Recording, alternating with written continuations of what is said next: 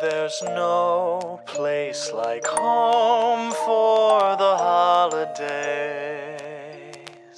And no matter how far away you roam, if you pine for the sunshine of a friendly gaze, for the holidays you can.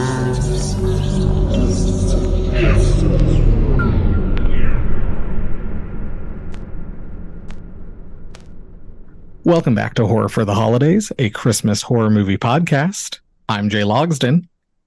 And I'm your perfectly trustworthy co-host, Craig. And we've got a third member today.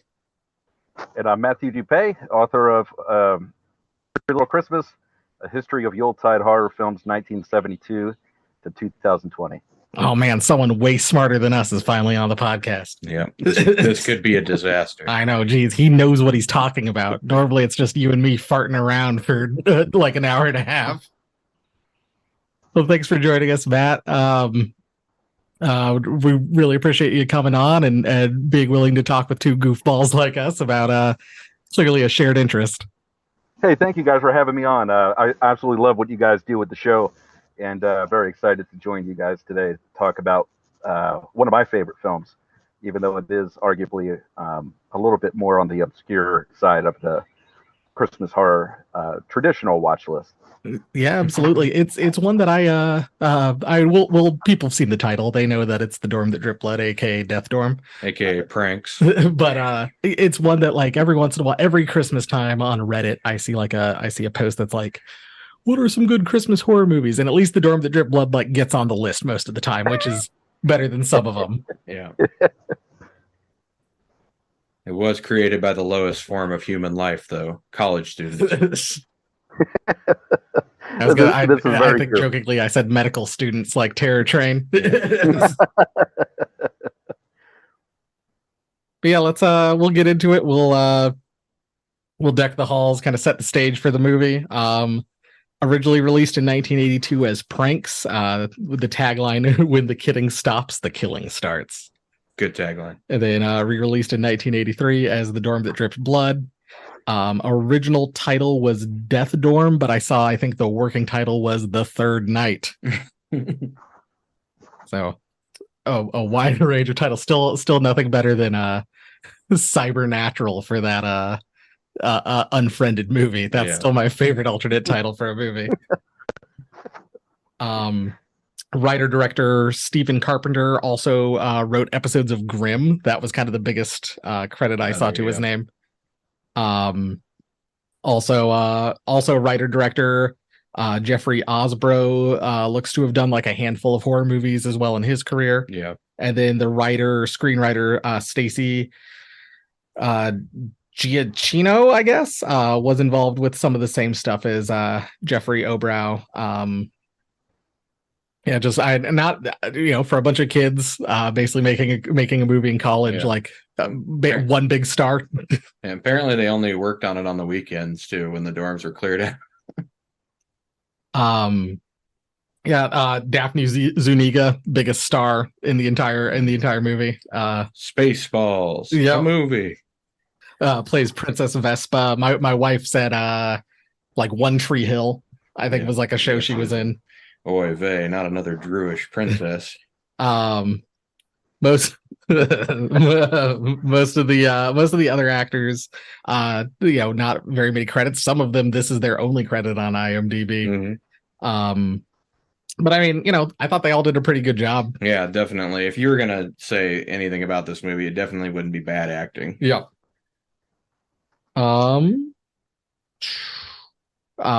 Estimated, but I saw an estimated budget of anywhere between $90,000 and $150,000. Yeah, I'm guessing it's probably somewhere in the middle there, but not much. And then box office of over $215,000. So I mean, it made its money back. We made our money back. Filmed on UCLA's campus over Christmas break in 1980. As we mentioned on our Christmas Evil episode with Mike Lombardo. This was a video nasty. I think strictly just because of the drill kill scene. That, and well, I mean, a lot of honestly, for the budget, the gore effects are really good in this movie. So that could have, any of one of the kills could have been it. Released through New Line Cinema. So the house that Freddy built is the dorm that Freddy dripped blood in. This also has a creepy boiler room. So. It does. One thing I saw is Randy mentions this movie in Scream 2. Yeah. I think right before he gets killed. Yeah. That's right. And then, I mean, my previous experience with this movie, I kind of said, like, people on Reddit talked about it. I found it on lists about Christmas horror movies. And so I had bought it when I was kind of buying up stuff to prepare to start this podcast. And I think I'd seen it maybe 2 years ago now. So that was kind of my first experience with it. This was my first time watching it for the show. And Matt, you said this is one of your favorites. What's your kind of previous experience with the movie? Yeah, you know, what's interesting about this title for me was, you know, the first time I saw it was probably early 90s, and it was on a bootleg VHS copy. And I really think a lot of the bad rap the film has gotten over the past, arguably 20 years, was the fact that for the longest time, there was not a clean, pristine print available. And there was a very dark, muddy version that was going around, and it was so dark. There were like 7-minute segments where you could see nothing happening on the screen.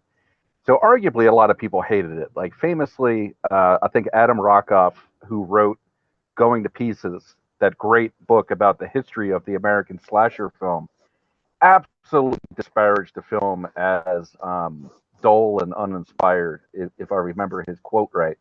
And a lot of people at the time felt very similar. What I like about it is, you know, with the Synapse Blu-ray version that came out in 2011, it's really the first time you get to see the film both uncut and properly modulated, and you can see the scenes, you can hear everything really well. And it's really the first time that a lot of people discovered the film around 2000. I mean, it had a little peak there in 2011 with that release, but I would say afterwards, you know, the past couple years, like you guys had mentioned, a lot of people have kind of boomeranged back, not only as a Christmas-inspired slasher film, but just a really unique entry in the slasher subgenre overall, especially given how early it was in that cycle. And as we'll talk about, some really cool things that these guys were trying at the time, both with the script and even the effects. I mean, some great blood scenes, but the effects were all done for $1,200, which is kind of remarkable compared to, you know, a lot of the things that were being shot at the time. But really creative kills and really, really cheap. But you can just tell how dedicated this team was. That kind of trifecta in their final year at film school. And they shot this on 16 millimeter on top of it, with basically free film stock that they acquired through deferments and things. So really a lot of interesting aspects to the production of this one, and I'm really happy to see that it's gotten a second life. And here we are talking about it in 2023, decades after its release, which is fun too.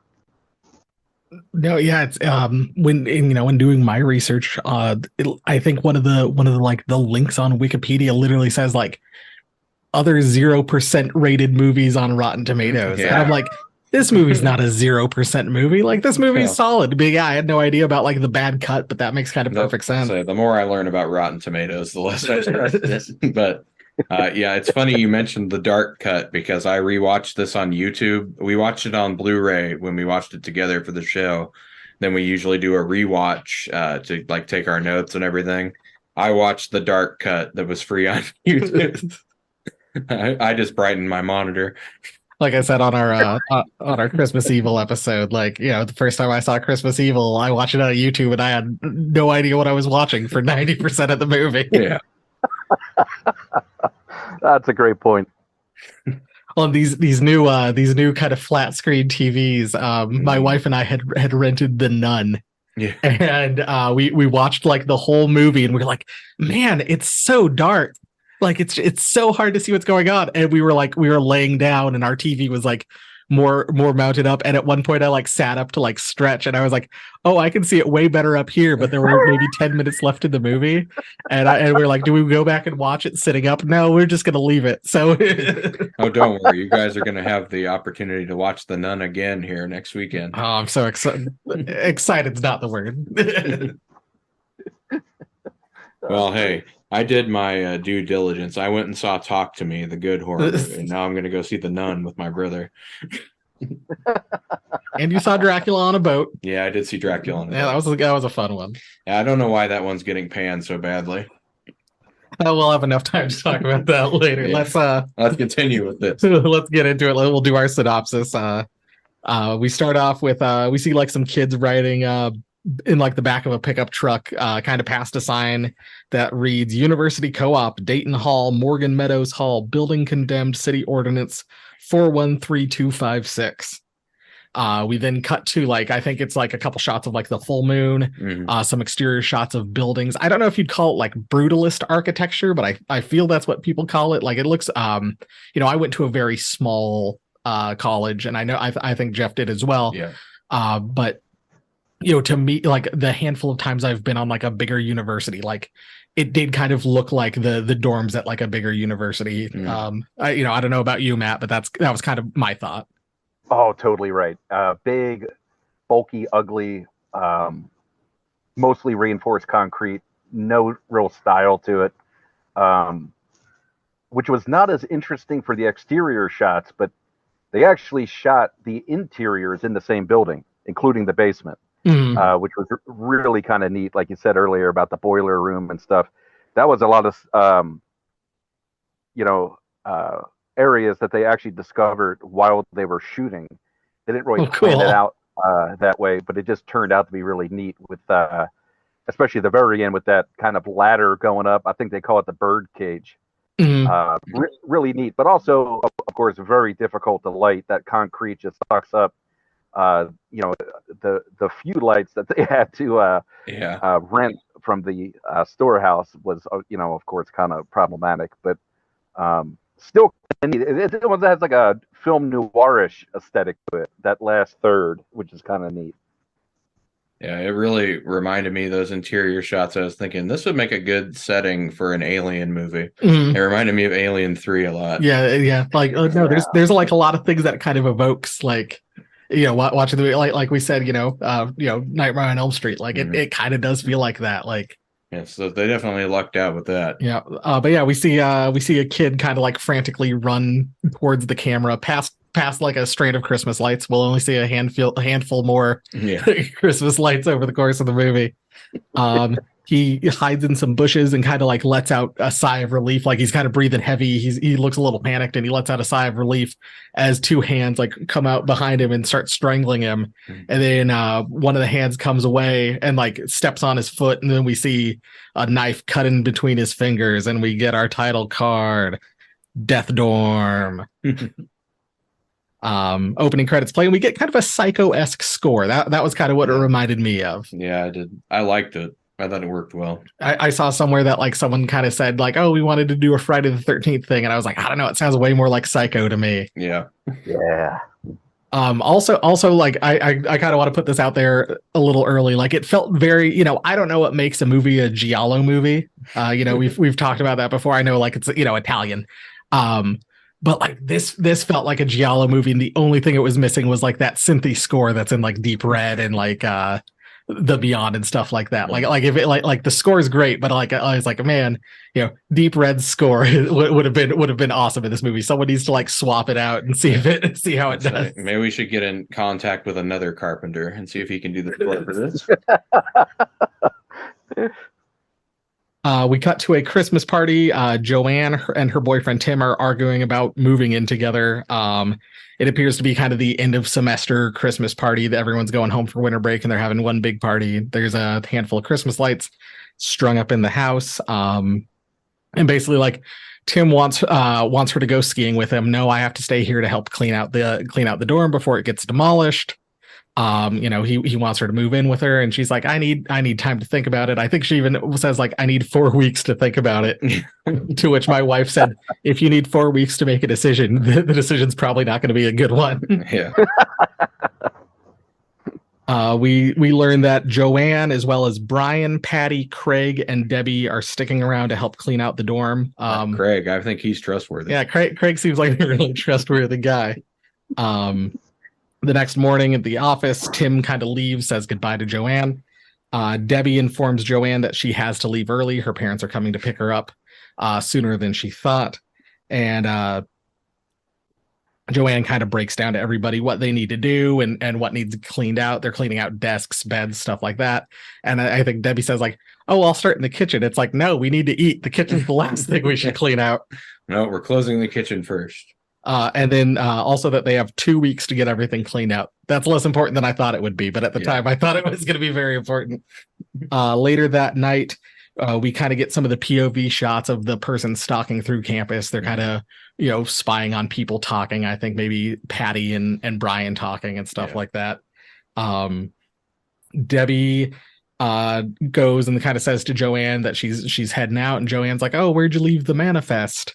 And Debbie's like, oh shoot, I'm sorry. It's up in the storage room or whatever. So she goes up to get it, before she heads out of town, hollers at her mom and dad, hey, I'm leaving. Or, I'll be down in a second. And her dad, I'll pull the car up. Yeah. Then we get a realistic marriage conversation.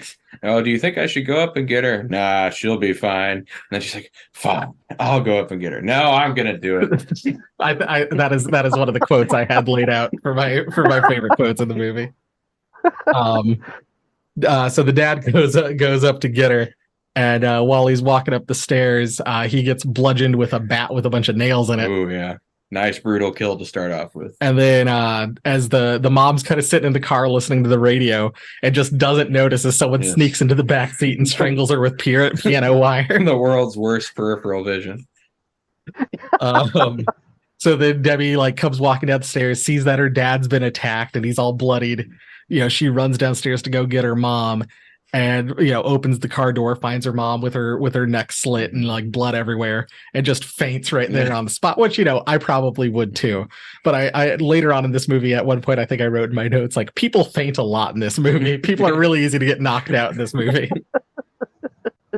Don't forget, he's not going to leave anything up to chance. Debbie gets pulled behind the car, and our mysterious killer puts the car in reverse and backs over her body, dragging it behind her before shoving her in the back seat and her dad in the trunk, and then driving the car off. And I think that's kind of the end of that scene. Seems like being friends with Joanne is bad for your health. The next morning, they're kind of making breakfast and getting stuff ready for the day. How many eggs do you want, Jay? I want 2 eggs. Everyone just wants 2 eggs. What about you, Matt? How would you like your eggs? What was it? Over easy? Yeah.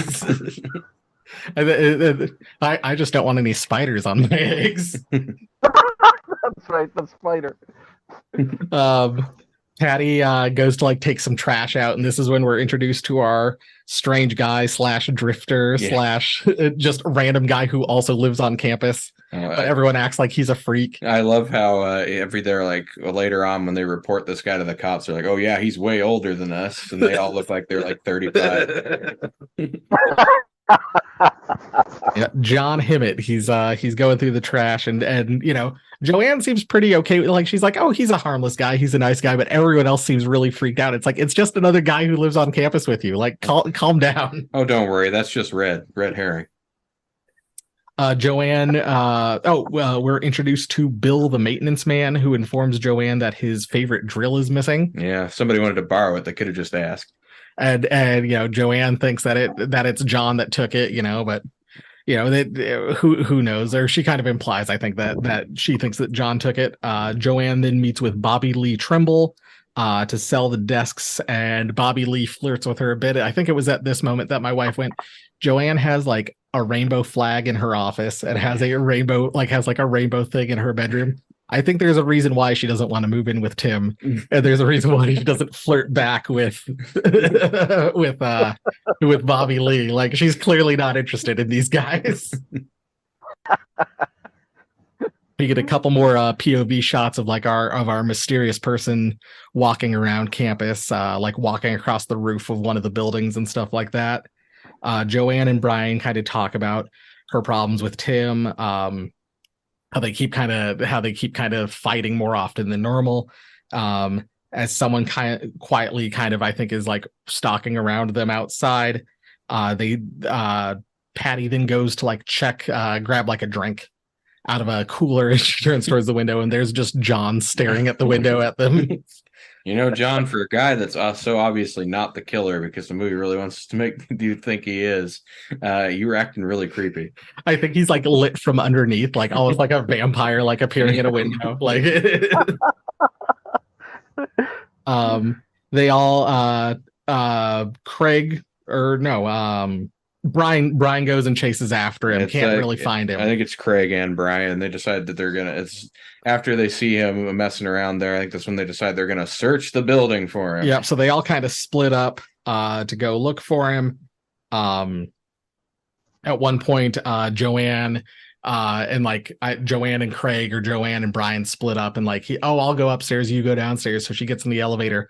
The elevator then stalls out, and Joanne starts to freak out because she's hearing noise on top of the elevator. Mm-hmm. The elevator roof opens up, and flashlight shines in. Joanne starts screaming, and it turns out it's Bill, the maintenance guy.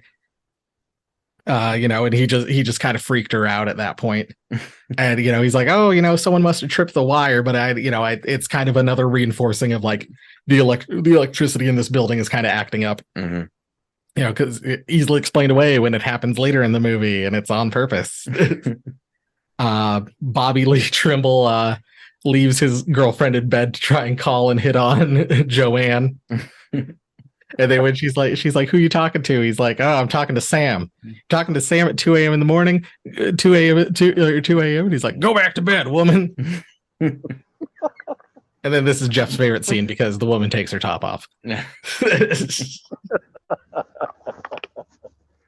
And then we get what we said is the certainly the what made this a video nasty over in the UK. Bill goes into the bathroom, like washes up. He's covered in dirt and grime, and he starts scrubbing his face, and we see the mysterious hand plug a cord into the wall.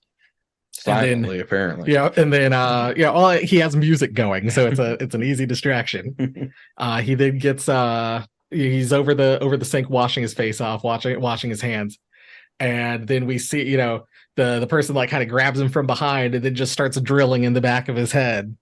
And really cool scene, especially like we were saying, for such cheap effects. It looks so cool. It looks so real. Like, I think honestly the cheapness works in their favor for this one.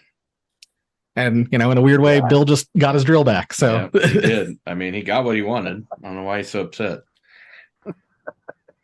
Yeah, it looks so good. It's the best kill in the movie, I think, or certainly one of the top ones. Like, definitely my favorite one. The next day, Brian and Craig see John, and they confront him. Like, John's like just walking around minding his own business. So of course they go and like hassle the guy. Later that night, John steals some food from like the group's dinner. They're kind of doing like a little group dinner together. Mm-hmm. And Craig chases after him while Joanne goes to get Brian. Then we cut back to like a POV shot, and someone with the same bat with nails in it just like destroys all the food on the table. What a crime. And they all I think everyone decides to kind of like spend the night or whatever, like kind of get together. And you can sleep in my bed, Joanne. Yep.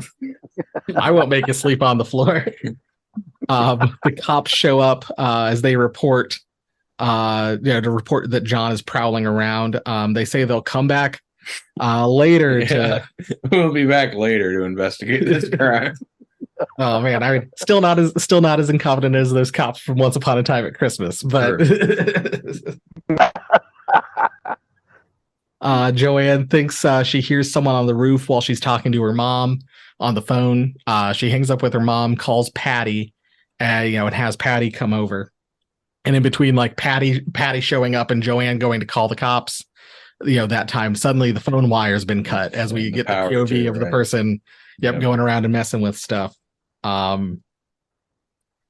Brian, I think Brian goes to investigate or is going to check on Joanne. Go check on Joanne. I'm sure nothing will happen to you. And Brian gets attacked by someone with a flashlight that's blinding him, and then he gets his arm chopped off.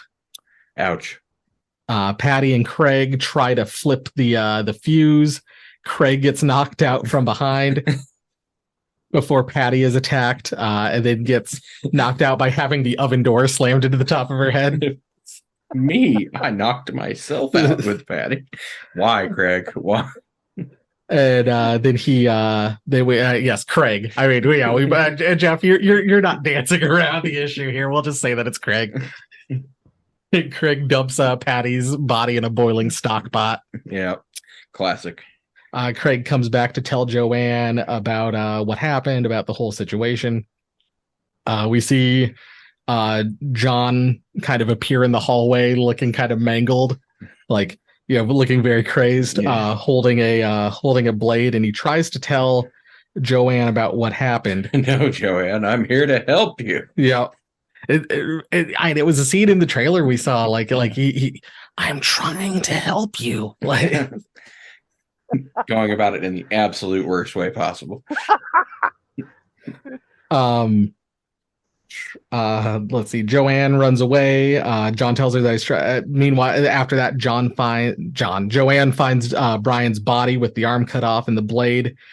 She uses it to like hack at John's arm before she runs off into the boiler room, and John gives chase. And he keeps kind of repeating that, like, he's trying to get her out of there. He's trying to help her. He's trying to protect her. Together, Joanne and Craig are able to overpower and kill John, and this is where it's revealed that Craig has been our killer the whole time. Craig seems like he's really good at killing people. Yep, and he has an absolute blast doing it. Yeah. As I think I put down he got Joker-fied. Yeah. Craig basically, I think this is the first kind of hint that like he's done this to like so he and Joanne can be together. He kind of goes into it more a little bit later, which made me wonder why he didn't kill her boyfriend. Right.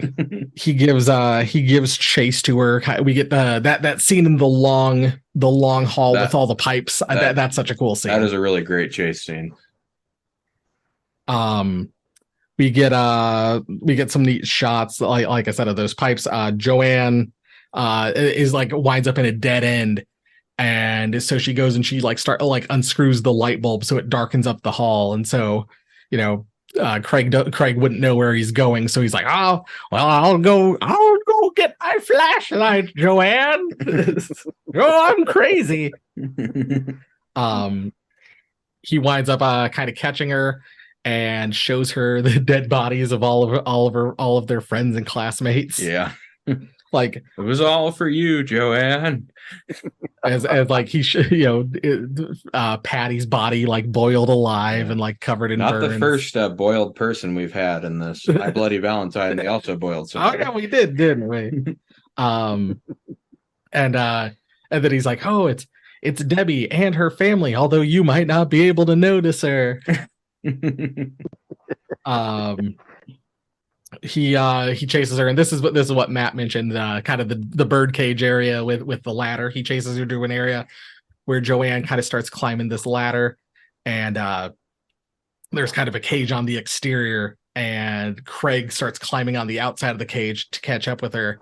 And Joanne kind of seems like she's relenting, like she's like, it's okay, Craig, I'll go with you. And this is when Bobby Lee pulls up in his car to kind of wants to talk to Joanne. He's clearly still interested in her, and that's when the cops choose to come back finally. Well, she's able to get his attention, so he runs down to go help her. While that happens, Craig basically grabs Joanne and knocks her unconscious. So, like I said, a lot of people get knocked unconscious real easily in this movie. And he hides her body Craig and Bobby start fighting, and that's when the cops decide to miraculously show up. Yes, and of course murder the wrong guy. And they think that I think that when they were describing John to the cops, they were like, "Oh, he's kind of about 6'2". He's got kind of frizzy hair," like, which kind of describes Bobby Lee. Like, I was like, "Oh, of course they think it's the same guy." Yep. They shoot Bobby, and then they're like, "Yeah, he had a gun. We swear." Yeah. Bobby was gonna turn around. He was gonna, when Bobby goes to turn around, Craig has a gun or has a knife, and he's basically like, "I'm gonna fucking kill you." And so, like, Bobby, instead of deciding to turn around to face the cops, kind of lunges at Craig one more time, and that's when the cops shoot him.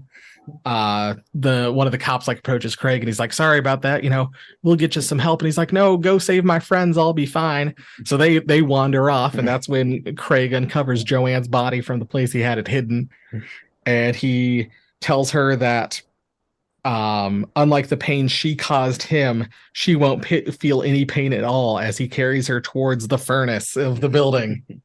Time to incinerate her. We then cut to some cops outside arriving, requesting backup about all the bodies that are there. And one says to the other, like, "Boy, that smoke sure smells bad, doesn't it?" Supposed to smell this bad? Jeez.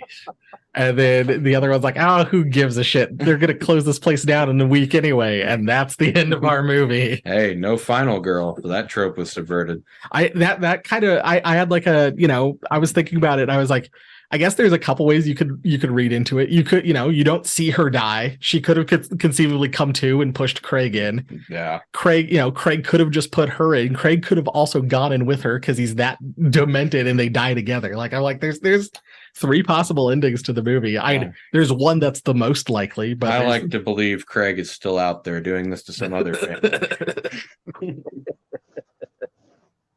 So yeah, that's the dorm that dripped blood, aka Death Dorm, aka pranks. Matt, do you have a place you want to start?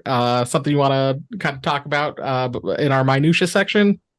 Well, I think you guys nailed it with that final girl trope really getting upended with this film. It's really the first time this was upended like this. It was really downer of an ending, which of course is not for everybody. But you got to give these guys credit for thinking outside the box. One thing that they did in preparation for writing the screenplay, they watched as many slasher films as they could. And of course, in that era, second run theaters or drive-in theaters, and we know that they at least watched Halloween multiple times, as well as the original Friday the 13th, and they were convinced that they could shoot a feature-length film similar to this. But you can see just how much they added from their own creative thinking. And one of those items I thought that was best played out was the fact that the killer succeeds in the end and seemingly gets away with it. But most importantly, of course, killing or seemingly to kill the final girl was really bold, I thought. So with all the kind of negative reviews and stuff that you'll kind of catch out there, especially during its first 20 years of release, I can't help but think that the fact that this, the ending to me kind of sets it apart from really anything else from that era, which I really appreciate. A lot of the other stuff is really kind of standard, what we were seeing at the time, whether it was the POV shots or the red herring, or even John's character who had the frizzy hair, which was really a thing in the early 80s. I mean, it just, he's this babbling idiot kind of guy that lived at the dorms. That was kind of weird. But, even tropes like that were really common, I would say. So nothing too crazy, during the lead up. But the other thing I was thinking about was, the type of kills that we see. It's not just a knife. We've got the piano wire kill, the car kill, the drill, which is great. A baseball bat with nails in it. I mean, that's really kind of neat looking back at a retro slasher. But you guys were absolutely correct. With that drill kill scene, it's really interesting to see, to avoid an X rating, the original cuts, of course, had I think that sequence was only 4 shots, and you see nothing of the drill other than the killer's hand pick the drill up, blood spatter on the wall, the handyman's body fall to the side, and the drill smashes the radio. You don't see any of the drill penetration stuff, which was really unfortunate, because I agree. I think that really is kind of neat from an old practical effects gag. That was actually a ceramic head. This is kind of a pre-silicone effect. It was, a ceramic head that had a cavity in it that had all kind of, pork sausage and fake blood and stuff in it. But it was really kind of cool to see. I really like that early era of slashers.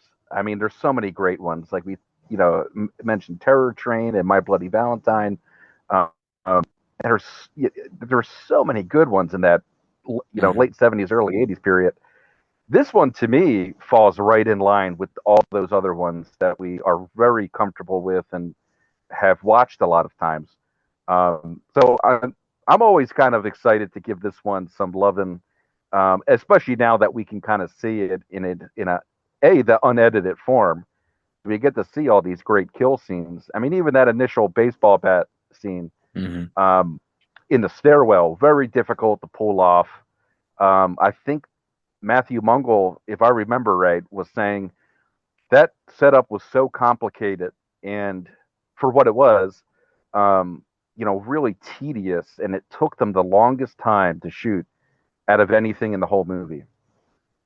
And seeing it uncut is really, I think, awesome. Really, the first time I saw it uncut was definitely the Blu-ray version that was out there. I remember that really crappy bootleg I had was definitely cut. I remember that bathroom or that drill scene being, like the UK cut. It was really just pared down. But I think a lot of Christmas horror fans writ large can appreciate the fact that Christmas is a plot point.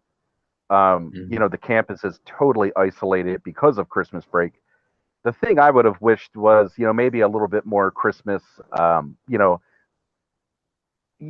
decorations reference, perhaps. We see the lights in the beginning, but it would have been a easy fix, I think, to kind of have some more Christmas icons throughout, or even some of the kills to be a little more Christmas inspired. I think would have been great.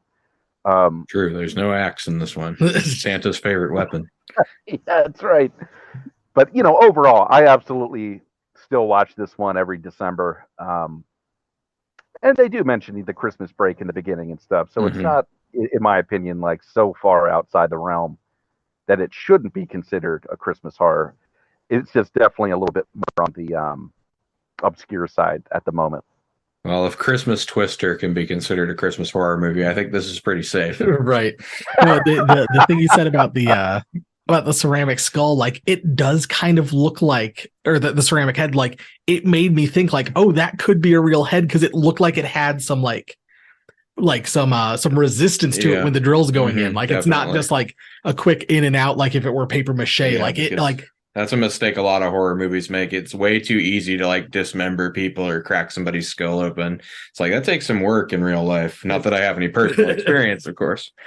But yeah, just when I watched it, I was like, it does look like he's drilling into someone's head, and like that's kind of a neat. It was really well done. But yeah, I think honestly the reason this one doesn't get as much love and attention as the others is because Craig doesn't have a cool name or a cool gimmick.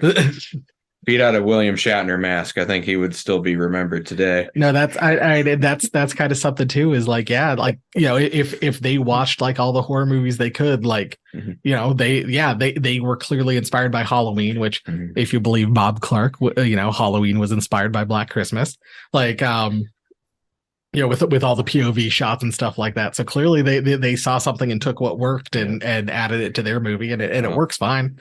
Yeah. No, let's say the only other way would have been don't give him any kind of gimmick, but make him name Billy. That seems to help. That's right. Let's get into let's do our minutia.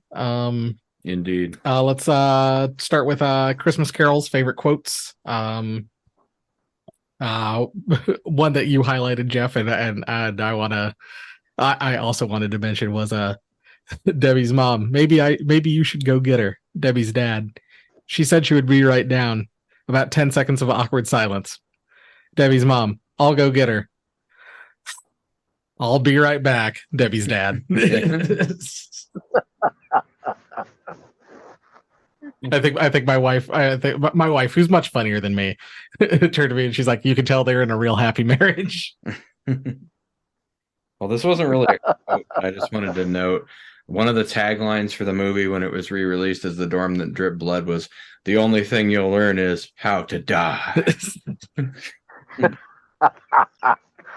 On the cover of the DVD, another tagline is a crash course in terror. Yeah. Yeah, that's right. Another one I had, this was also one that you kind of mentioned, Jeff. Brian, can I sleep on your floor tonight? Patty. Then you can sleep with me. I won't put you on the floor. Yeah. Craig. Damn you, Craig. Creepy Craig.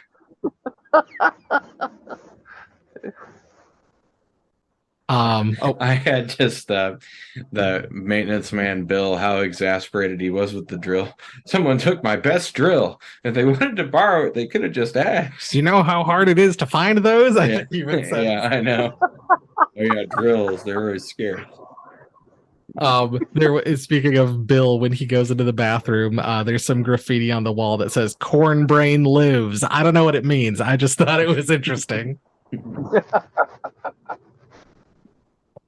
And then to drive home that it's a Christmas movie, I had Patty when they're turning all the lights back on, when they get down to the fuse box and Craig starts flipping the breakers. He flips on one set of lights and it just turns on Christmas lights. Yeah. And Patty just like in like a very like scared like voice, like "Merry Christmas, Craig." Like Matt, do you have any quotes you liked, or it's it's not as quotable as some of the other ones we've done, but did you have any quotes you liked or anything like that? The one that gets me every time is, and I think we mentioned it a little bit earlier, was at the end when Craig is showing Joanne all the carnage, mm-hmm. and he opens up the door and he's explaining like, "Hey, I don't know if you can recognize them, but her family members are in there too." That delivery was just so hammy, so funny, and it turned out that was actually ad-libbed by the actor. That was not in the script, which makes it even funnier in a way. Yeah, give that guy a raise. He did a good job. And my last one was the one where he's like, "I knocked myself out when I was down." Like it's just a regular routine thing people do. Well, I know we mentioned it a couple times. Let's do sets and / costumes. Let's do Christmas sweater. Mm-hmm. Craig and John both wear flannel shirts that look real nice. I'm very jealous of their flannel shirts. And then other than that, for like sets, costume things, Christmas sweater, like we kind of said, like it looks like a big college dorm. Yeah. Like really light on the Christmas, but I mean they do mention Christmas, some lights around, so it gets a pass on that. Lots of ugly sweaters, but no specific ugly Christmas sweaters. But yeah, I don't think there wasn't, no one wore like an outfit that like really stood out to me or anything like that, But as far as the set goes, I think being able to shoot in that kind of dorm really helped the movie out, not having much of a budget, because it worked as a really good location. And I think honestly, their lack of ability to light it at certain points helped the creepiness factor out a lot. Where I think if they had the budget for good lighting, it wouldn't have been nearly as like creepy down in the boiler room or during the final chase scene. That's really great because it's like half shrouded in shadow. I think it really worked in their advantage that wise. And just like My Bloody Valentine, just like Terror Train, like being able to film in or on the thing that you're actually filming about, like really, I think really does help this movie. Mm-hmm. Yeah, that's definitely cool. Matt, do you have any costumes or set things you wanted to shout out that's not been mentioned? the shout out that's I think really kind of and I know it wasn't meant to be funny at the time, of course, but when we look back and look at Bobby Lee Trimble's character, I mean, everything about him is just hilarious. You know, his mannerisms, but you know, his outfit and the way that his hair is kind of put out of whatever he's wearing at the time is just hysterical. And we get a couple. I think we get like a couple shots of just like, oh, here he is, just like walking around in his underwear, like. And they're like these grungy, none of your business. tiny Go back to bed. Yeah, 2 a.m. phone calls. It's my friend Sam. God, leave me alone. Let's move on to Broken Bulb, Brilliant Bulb. We go through Broken Bulb, one thing you would fix. Brilliant Bulb, one thing you want to shout out. Matt, you're the guest. What's one thing you would want to fix for the movie if you could? I think the one thing that I would fix is probably on the editing side. You know, and not to disparage anyone's work by any means, but you know, clearly this is a first time effort by almost everyone involved, and surely they have some. But I think where film is probably the roughest outside of some of the things that we discussed, I would say editing is probably up there in that top tier 1-2 rank. It could probably from a little bit tighter editing or a little bit smoother. And there's so much footage of characters walking around in that first third. You know, now granted, that was kind of a trend at the time, especially with slasher films, was kind of setting up the scares and stuff.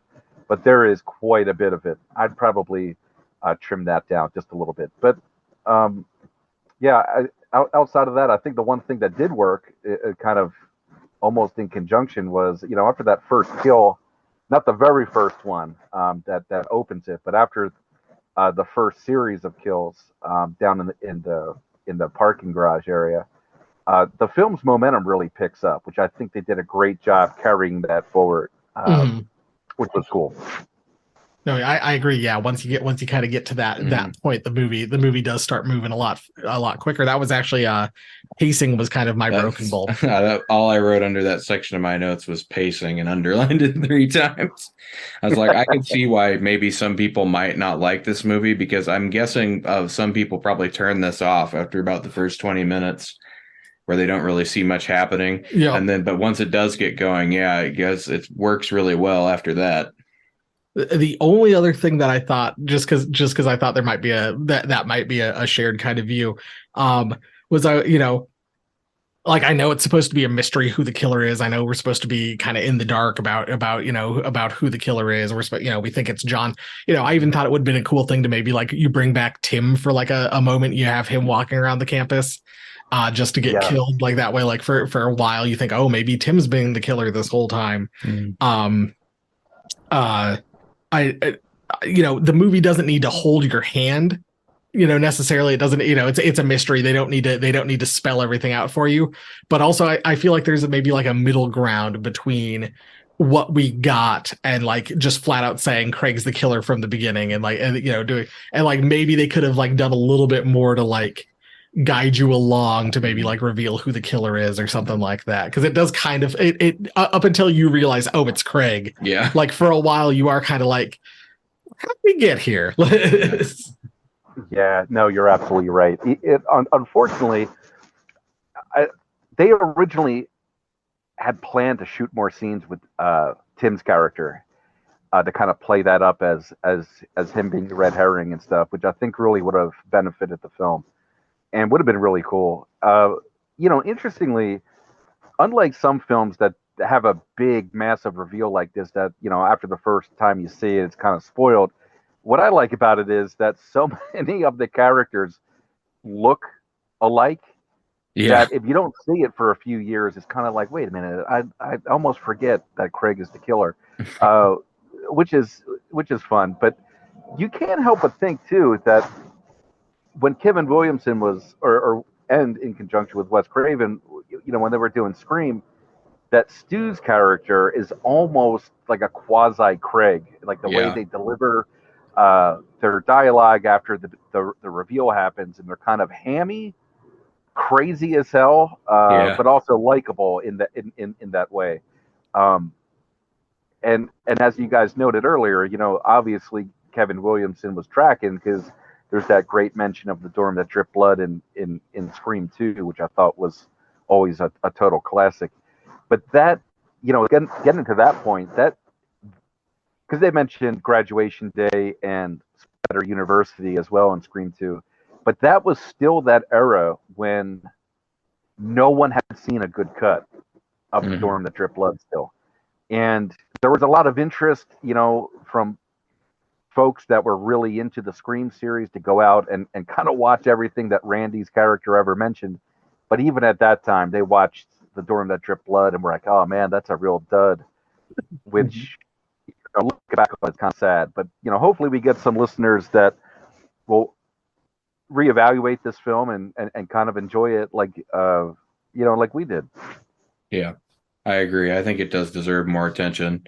And I mean, if he hasn't done it already, which I don't think he has, this definitely seems like a good Joe Bob movie. I agree. I think this would be cool for like the either just the Last Drive-In in general or like Joe Bob's Christmas special next year. I think this would be a fun one to do. I couldn't agree more. It's made for Joe Bob's venue, and the guys that made the guys and women that had come together to make this are of course very passionate about it, and there's some great anecdotes behind it. I mean, Matthew Mungle went on to win some big awards for his makeup effects work, and he's still, for being someone of his caliber, I can tell you he fondly looks back at his experience on the dorm that dripped blood, and all the lessons he learned from it, and he just had a great time doing it. He said ultimately he didn't make a single dollar from it. Every dollar that he was paid, he just put it right back into the effects budget. And that's, I think, really cool to see someone that has gone so far in the industry, but still have such massive respect for such, an early outing, which is cool. Which we're actually interviewing someone, in case you didn't know, Jay, that has been praised by Joe Bob. Oh, are we? For his exhaustive Christmas horror research. Oh, very cool. He thought there were like 80 Christmas horror movies tops. Right, he could have contacted us. We would have told him, like, we've got a list of almost 200. Almost. He has the definitive list. Matt's got the book there, though. So, Brilliant Bulb. What one thing you want to praise? Kind of as I've said a couple times, on previous episodes, like we do this so like we're not always talking bad about bad movies. It's something good to say about a good movie. Inversely, sometimes we praise a movie too much, and we want there's always something can fix. So do you have something that you would like to shout out? I mean, something to praise for the movie. I know you like the movie, of course, but one thing you want to shout out, Matt. I would say the score. The score is a sleeper. Some of Chris Young's early work, and interestingly, I mean, when he said this, I couldn't believe it. But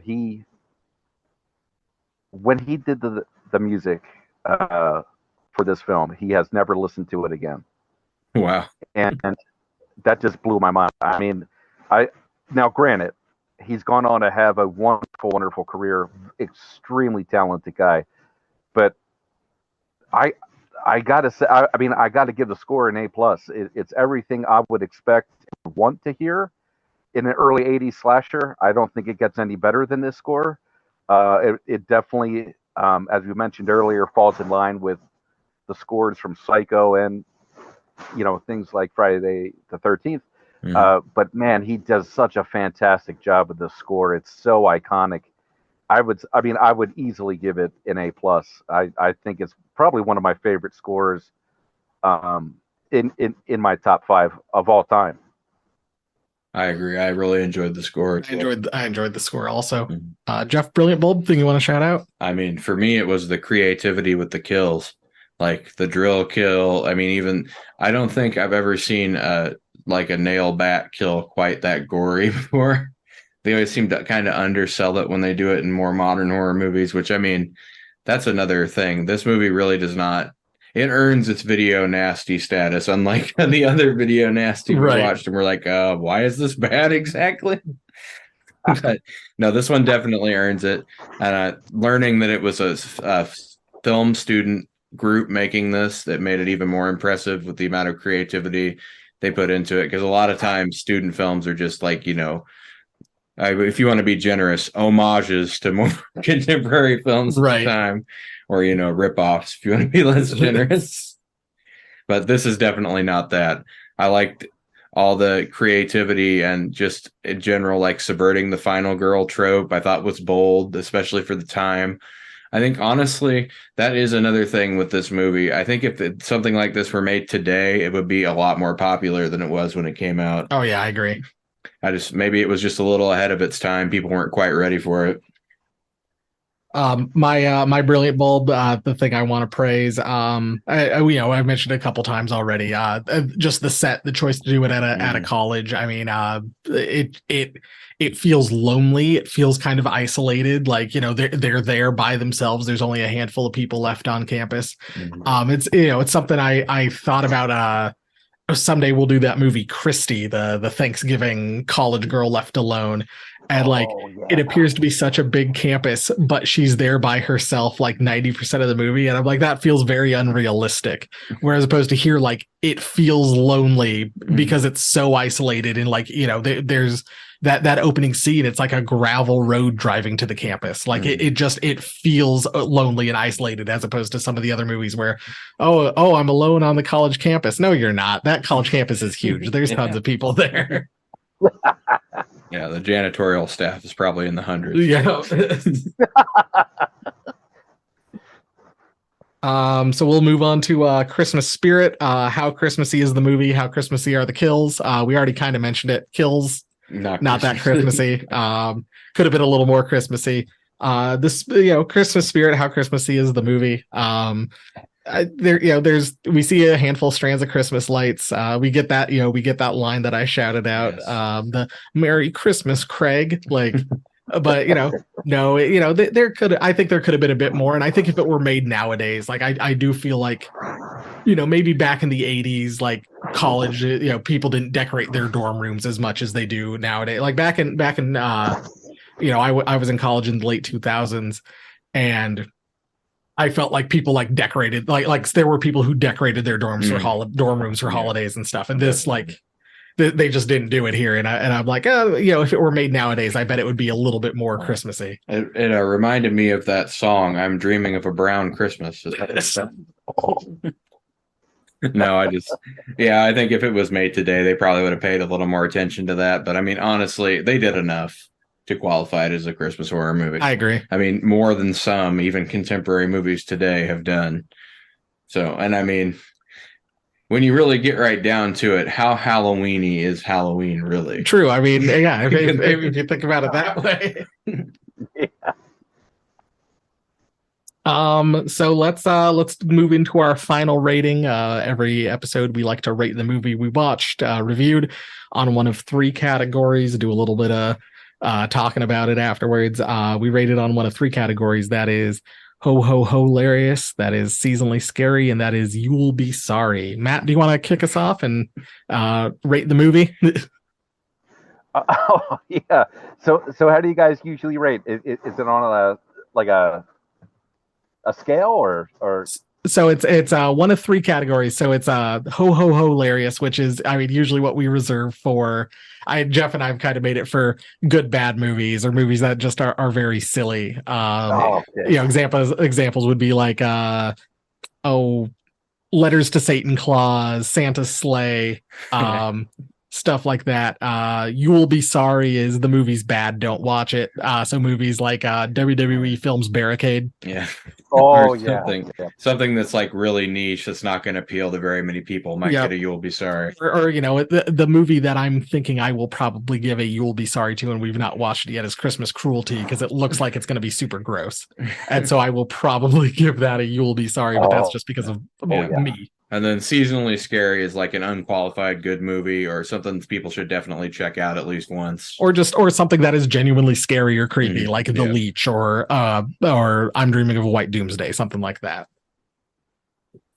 Yeah, I think this one definitely falls into that category. It's kind of a sleeper, and especially since we have access now to this restored version, where we can actually see it, where it's you know how it was intended to be seen and stuff.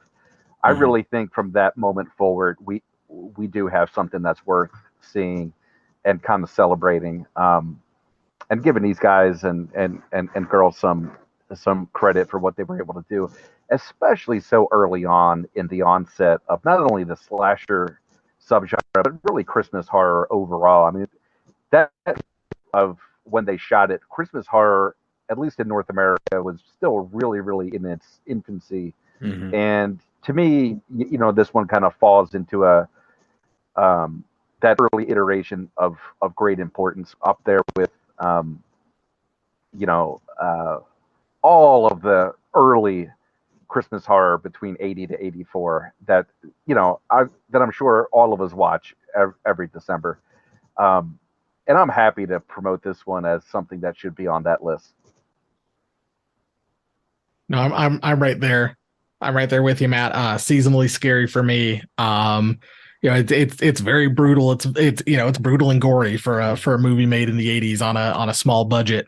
But there's blood splatter and lots of scenes. Like we said, the drill kill. Like it does seem like they're drilling into someone's skull, and it feels gritty. It feels dirty. As we said, the location is great. The setting is great, and also the and the soundtrack. Like I think this is, while the movie is a little slow at the beginning, like I think this is a movie to watch. I think this is a a top tier Christmas horror movie. Mhm.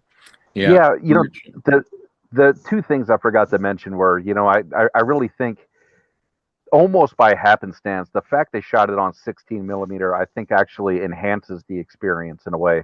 It was shot on 16 and then blown up to 35, which of course you always run a little bit of risk there with grain structure and some other issues. But I think in this case, it actually helps it. And the other thing that I think really helps it is all the cast really took this seriously. And the comedic beats are there and everything. It's kind of an early 80s time capsule in a way, but all of the actors, I would say, are definitely like up to snuff, with the exception of a few of the smaller roles. But the main cast really pulled it off. And I'd throw it up there with even the cast of things like Terror Train and My Bloody Valentine, some bona fide horror classics. I think these guys did an absolutely phenomenal job on the acting side. Um, and probably to the credit of the dual directorial debut of Steve Carpenter and Jeff Obrow. Oh, it really does. It really does help, and it really does show. And I think we've said it, like we said it for The Leech. Like you can tell when people care about the movie they've made, and this, it's the same thing. Like it shines through. That's why I gave it a seasonally scary too. After originally I was going to do like a ho hilarious one for this because it seemed kind of like, especially with the Craig stuff later on in the movie, he was really hamming it up. The Craig of it all. Yeah. But I mean, just learning about the background of the movie and all the care that was put into it and how low the budget was, and they still managed to pull it off so well. I think it deserves to be in that seasonally scary category with the holiday horror classics that we've watched so far. And I think it definitely holds up to something like My Bloody Valentine, or I mean, even I would say if you're a fan of like Halloween style horror slasher, I think you would enjoy this. Mm-hmm. Honestly, this is way more brutal than the things that they did in those other movies. Especially Halloween. If you go look back at that, it was considered, edgy at the time, but now you go back and look at it and you're like, that's pretty tame. I was gonna say, you see a little bit of blood. I was gonna Happy Birthday to Me is a movie that it kind of reminds me of, with a lot of the kills and kind of how brutal it is. That's another very kind of brutal horror movie with very similar quality of kills. Yes, I definitely enjoyed seeing these creativity of the kills, and just seeing a movie where the people in it actually care about it is always refreshing to see. and I think does help a lot even to overcome some of the shortcomings. Well, if we want to move on to our next thing, we like to take the villain of our movie, in this case, good old Craigie boy, and we like to put him on the naughty list, where we rate him amongst the other villains of other movies we've had, and kind of find a place for him on our big naughty list that someday we need to go through and actually write down so we know what we've got. Someday. But not right now. I don't want to re-listen to our podcast. Our podcast is bad. So I don't know. My first thought for Craig was probably around Billy for Black Christmas. He's very similar. We get, especially with the POV stuff, kind of stalking around a dorm. Like that was initially my kind of first choice. I would definitely say he belongs in the mid-tier killers. He's definitely not a low end like your Santa Claus, CLAWS, or your Brooklyn Santa. I was gonna say that is another college Santa. We've got our killers from To All a Good Night. Yeah. And a college movie. And I think these people are probably, or I think Craig is a more brutal, more psychotic killer than the cop and the house mother, whose names I can't remember at this moment, in To All a Good Night. Yeah. I just call him Brooklyn Santa. I know you do. But yeah, no, I think he does. He belongs in that mid-tier killers. I couldn't agree more. Definitely like a mid-tier. Mm-hmm. Yeah, he's not what would we say, the Apocalypse from I'm Dreaming of White Doomsday, or Satan, all these super powerful things. Yeah, but no, yeah, I think he's definitely in that. He's honestly, with the brutality of some of his kills, I'd say he's approaching like a late Jason, where he would do the more brutal kills later on, like Friday the 13th, like 6, and like Jason Goes to Hell, kind of kills. I was gonna say, when we get to the 2006 Black Christmas remake, it's a lot of kills very similar to that kind of in this movie. Like it feels kind of the same way. Yeah, it does. After seeing this, I see like echoes of it definitely in other horror movies. So I'm guessing this must have been a popular movie among like directors at the time. Or certainly a handful of people. Like, in the punk scene, you get a lot of stories about like people having discovered a band like years ago before like they kind of made it big. And I think that's kind of a general thing in music, but it's something I've seen a lot in punk. And it kind of feels the same way with horror movies. Like, Wes Craven just happened to have like I don't know that this is the case, but I'm just making this up. Like, Wes Craven just happened to have like a great cut of The Door of the Gripped Blood, and so a handful of people have seen great versions of it, while the rest of us we're stuck with grainy, dark versions. Yeah. Yep. So as we're rounding out the episode here, Matt, you saved Jeff from having to shove some food in his mouth in a segment we like to call Garbage Day. Huh? No.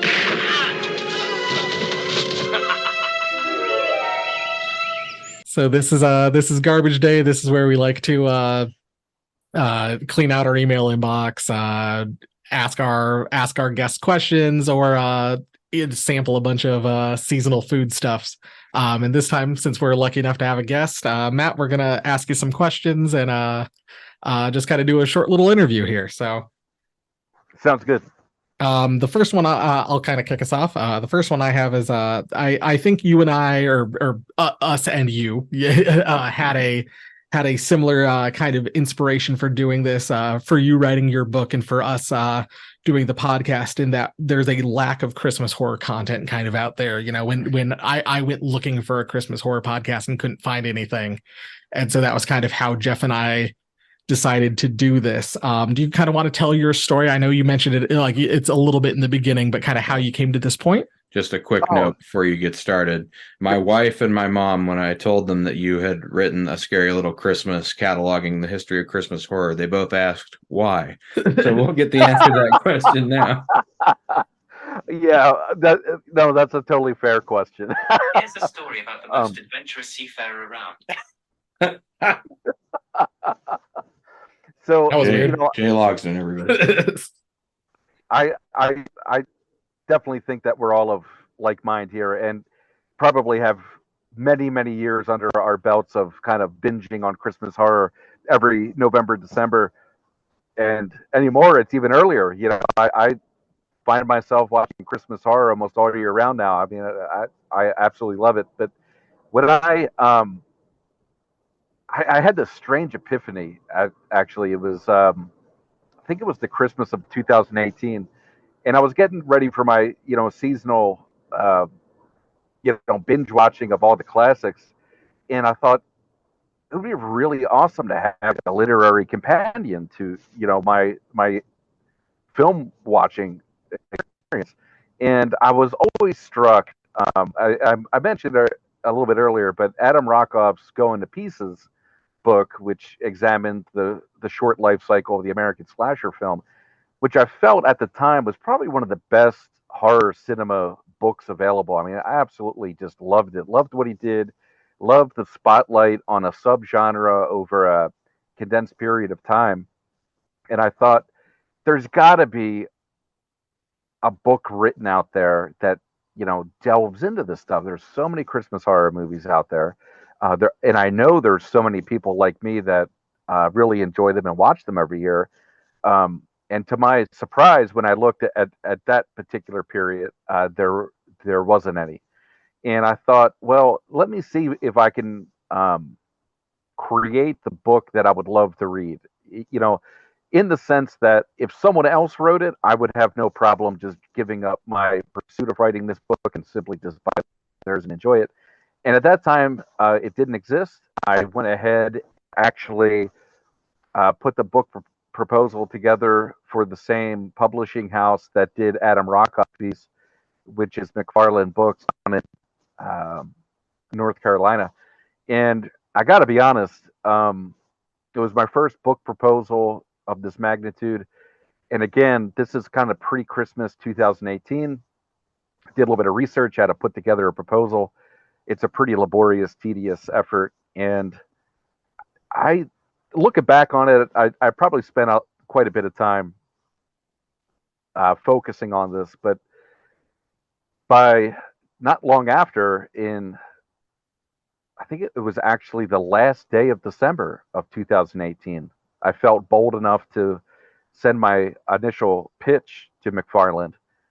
And really, to my shock, I sent it the night before. I sent it on New Year's Eve, and I woke up on New Year's Day at 8 a.m. and there was a response, and they were interested to kind of read a full proposal and maybe a sample chapter, which of course cool. I had written, and I thought, okay, this is great.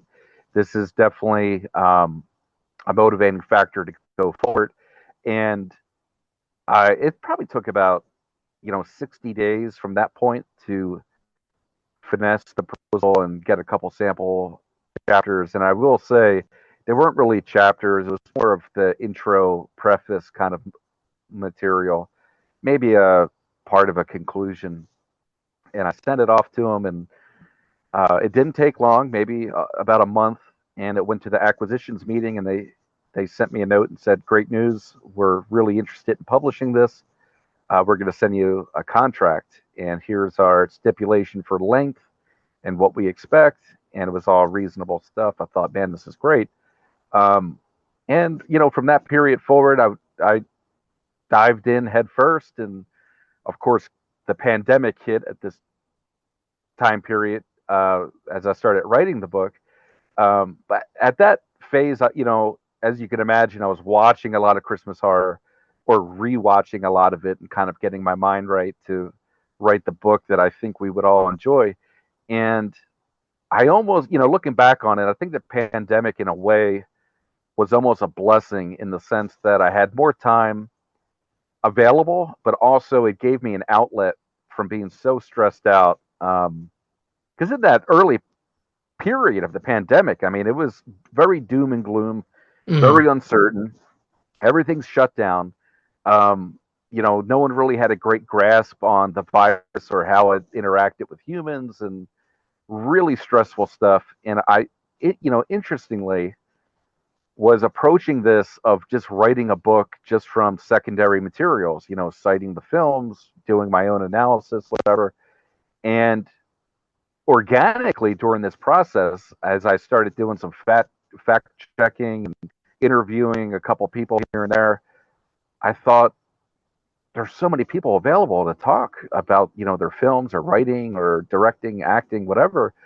I might want to cast the net a little bit wider and see if I can almost incorporate an oral history into the book. That'd be super fun. I mean, who doesn't love great anecdotes or behind the scenes tales of our favorite films?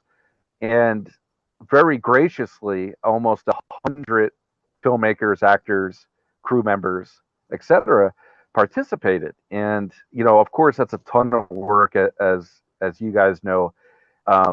Lining up stuff and doing the analysis and the research. It's a lot. But I really think during that period when everything was shut down and I had so much time to kind of focus my energy, I was able to pull it off. And as we know, writing a book is definitely not an easy venture at all. It Definitely can not. be it can be rewarding, exciting, but the flip side of that is it can be also very stressful. And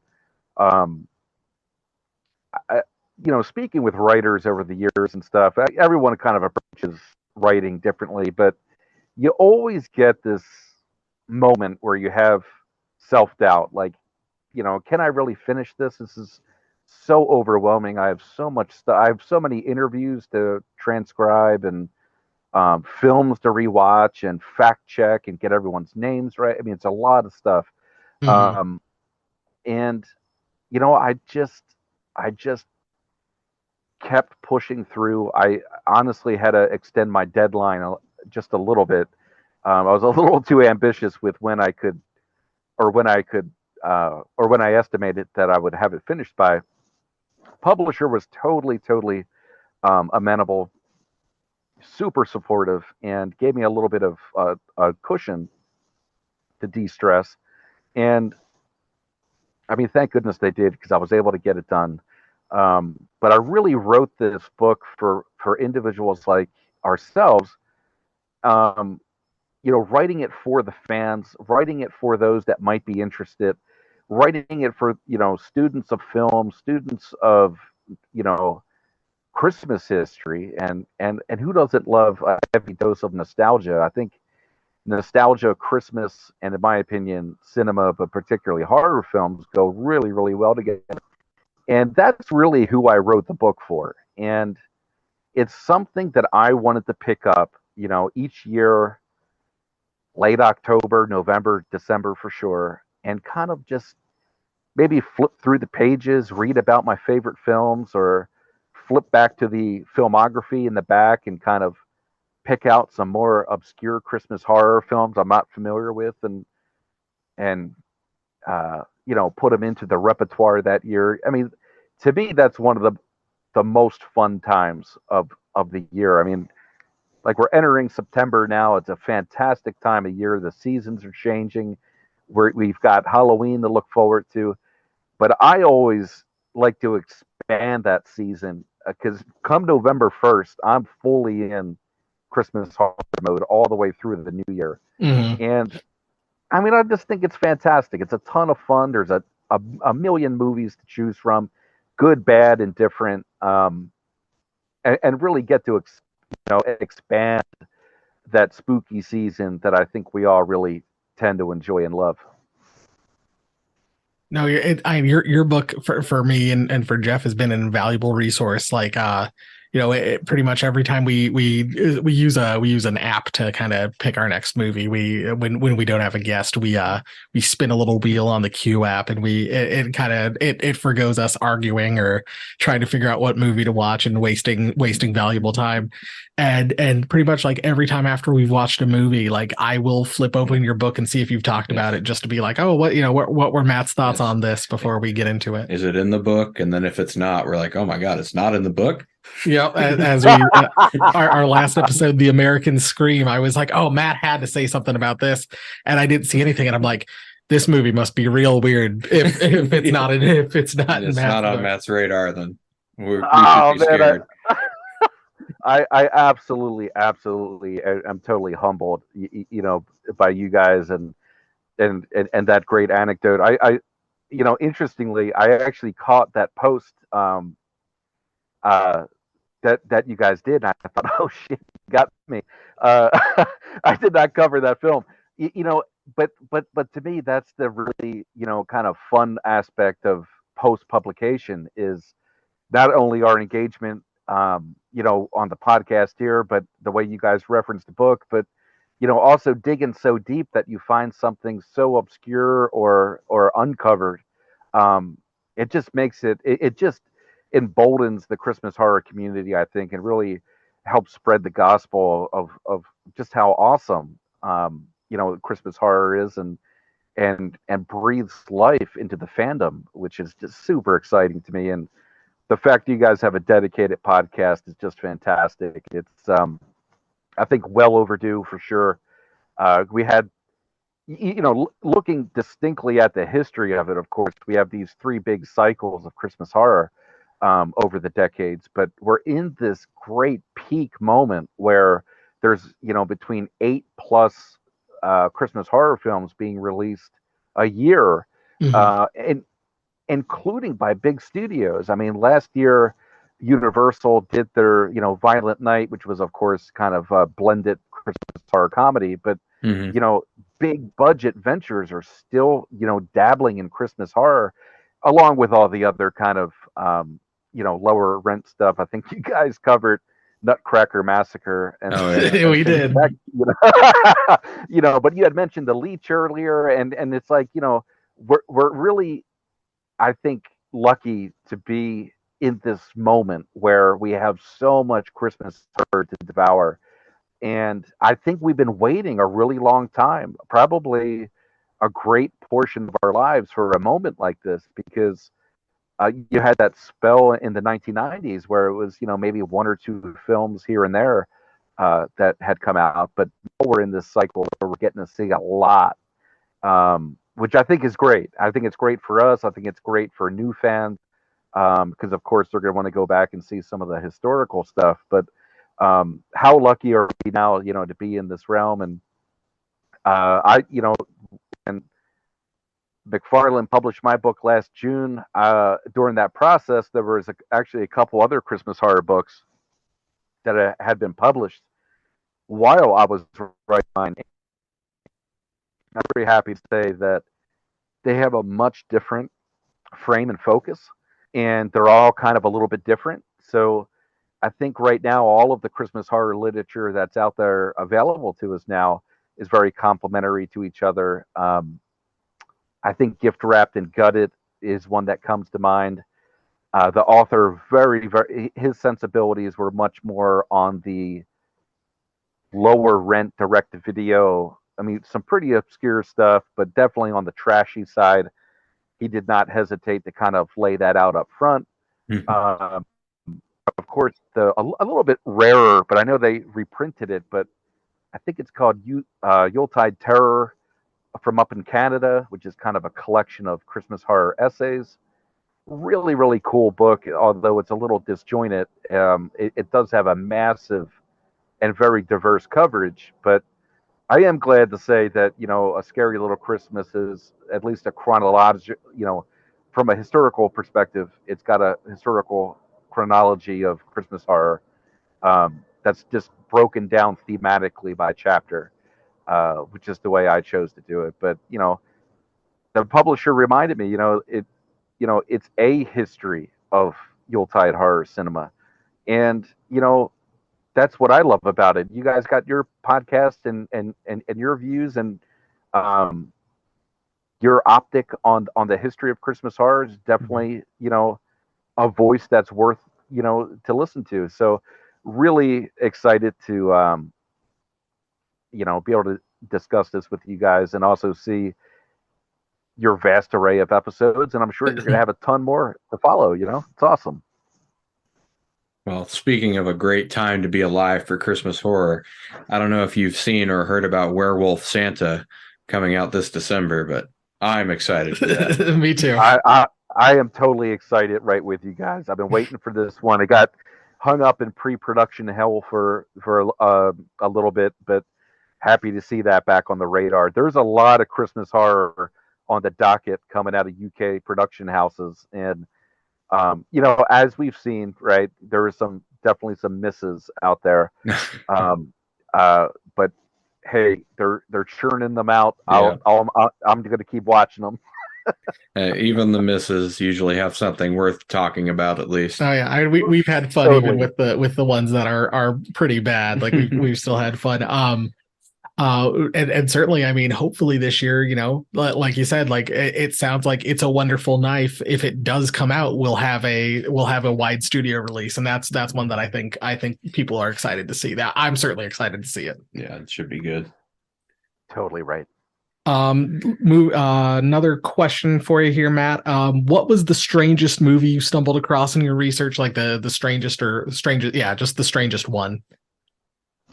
I'd say some of the strangest stuff was probably going to be coming out of Europe. I would say. I mean, we all know from the European horror sensibilities, their stuff is, much different than what we create in North America. Sometimes for the better, sometimes not. But you had mentioned Christmas Cruelty earlier. I definitely rank that as not only something that is incredibly hard to watch, but it's definitely unique and strange in its own way.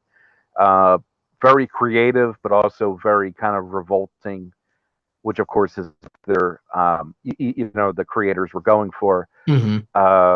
Very difficult to watch. I don't think there's really anything comes to mind to me that's like it. So it definitely some points for that. It's definitely not for everybody. That's for sure. If you can get past the intro, actually, that's, I think, a bold statement. There's a lot of folks that can't even get past the intro, and I do not blame them at all. I watched it a few times before its wider DVD release that I think came out. It was either this year or late last year. I had the chance to see it directly from the filmmakers, and that one stuck with me. That was a pretty astounding experience. But I'd say maybe on the side of like the rarest in a way that I still enjoyed were definitely some killer Christmas tree films from France. Killer, I think they were, what was it? It had somewhat of a generic English title. I think it was, is it Treevenge? Treevenge was the Canadian one that came out around the same time.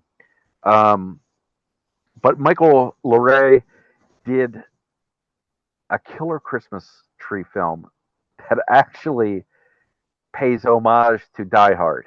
It's like a 7-minute short, and it's so great. It's just fantastic. And that one's available. Like, it's on YouTube. It's on a couple other platforms.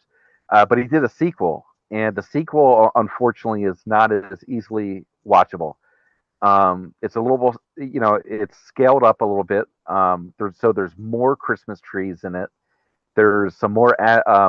They do a couple animation scenes. Extremely creative and very, very fun. And last time I heard from Michael Loray, they were attempting to do a feature film.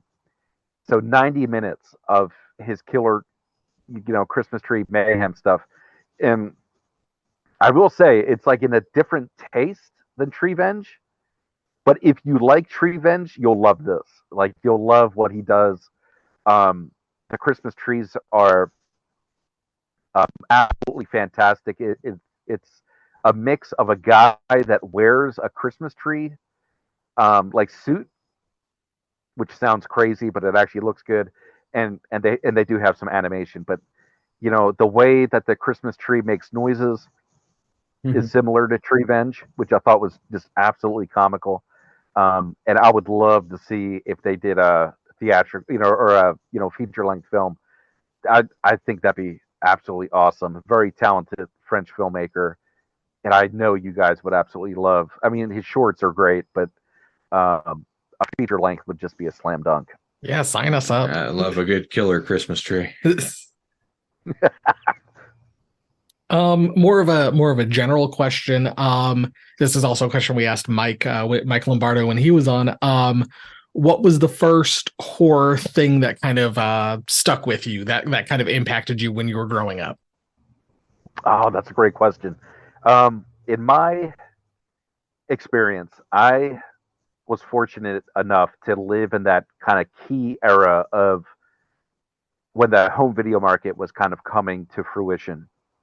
Uh, so, and I had an older brother. He's about 3 years older than me. So uh, everything he saw, he would tell me about, and the way he would tell me about these films, it was so fascinating.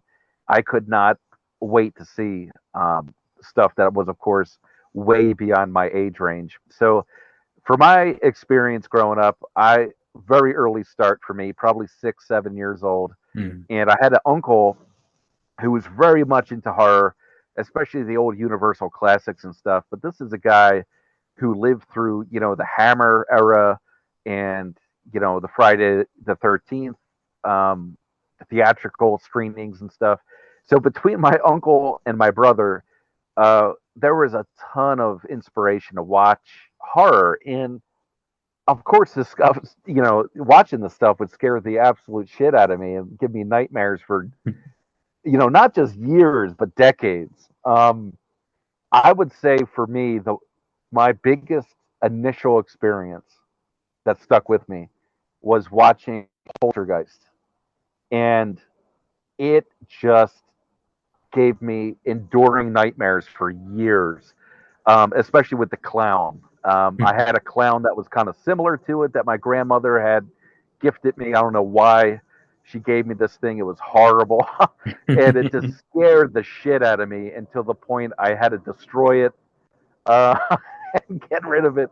But I also, as much as that um, literally caused me stress and anxiety, I couldn't help but also enjoy the ride and was just hooked. I mean, any R-rated horror film from '86 forward, I was pretty much watching one way or the other, sneaking into theaters or lucky enough to kind of watch a VHS copy at someone's house. Um, in that era, I would definitely say it was like '86 to '89. There probably wasn't a single horror movie that I did not see that was coming out at that time. Yeah, I was similar to you. If you want to reiterate ours, I was 6 when my dad showed me A Nightmare on Elm Street, and I have no memory of it. But apparently, I had to sleep on the couch that night, and then I peed all over it.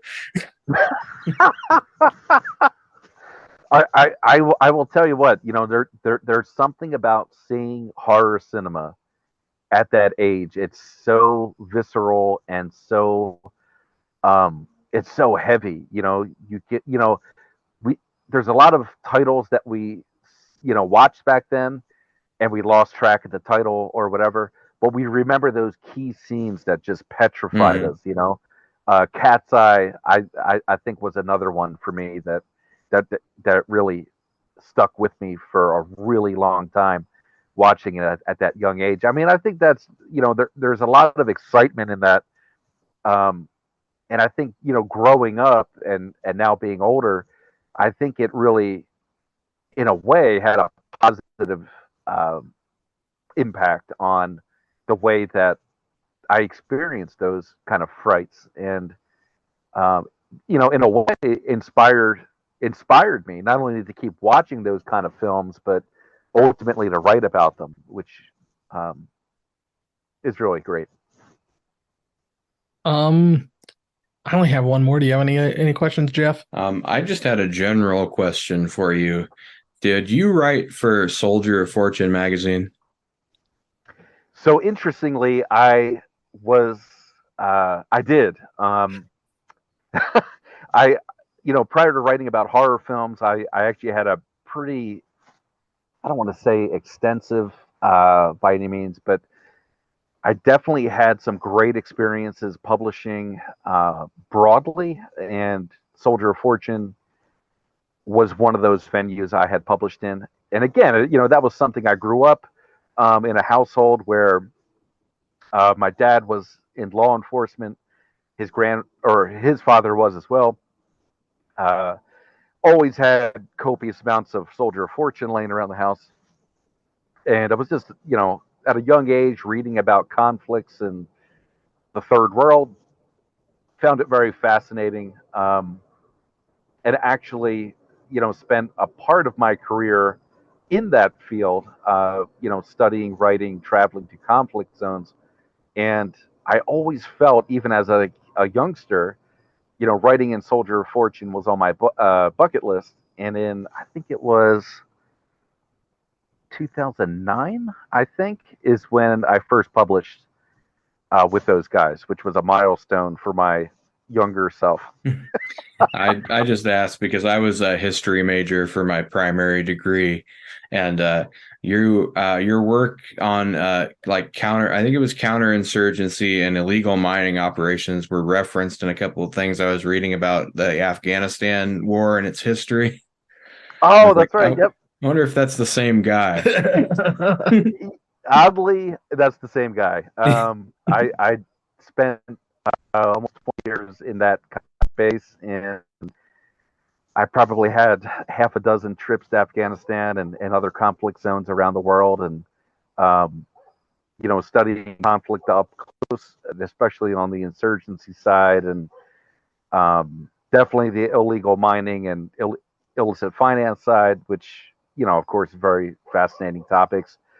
But honestly, spending that many years in that space is very depressing and very stressful in its own right. So I was very much maybe relieved in a way to kind of go back to some less stressful, roots, and start studying and thinking about cinema, which I felt much better at that point in my life.